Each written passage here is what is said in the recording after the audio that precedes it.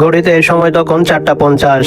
আর দেরি না করে ঘুম থেকে উঠে গেলাম। ওঠার পর বাথরুম থেকে অজু করে আসার পর চিন্তা করলাম অনেকদিন জুব্বা পরি না, আজ জুব্বা পরে নামাজ পড়া যাক। জুব্বা পরে ফজরের নামাজ আদায় করলাম। লোকে বলে সকালে খালি পেটে কুসুম গরম পানি খাওয়া বেশি ভালো, আমি আবার লোকের কথা বেশি ধরি, কি আর করা, খেতেই হলো। পানি খেয়ে বসলাম ওজিফা নিয়ে। ফজরের এই বরকতময় সময়ে সূরা ইয়াসিন পড়া শেষ করে লোকের সাথে গেলাম বাইরে হাঁটতে। এই সময়টাতে বাইরের পরিবেশটা অন্যরকম থাকে, স্নিগ্ধ আর শীতলতায় ভরা। সকাল 9টার সময় দোকানে যাওয়ার জন্য বের হলাম। বাইরে ব্যবসা গরম।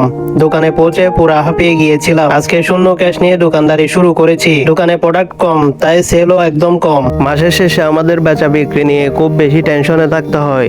আজকে মাত্র 20 টাকা বিক্রি হয়েছে। দুপুরে ওই 20 টাকা নিয়ে বের হলাম দোকান বন্ধ করে। যেই টাকা বিক্রি করেছি সেই টাকা আমার যাওয়ার খরচ উঠবে না। হাঁটতে হাঁটতে রাস্তায় যখন কাঁঠাল দেখলাম মনে পড়লো লোকে একটা কাঁঠাল নিয়ে যেতে বলেছিল।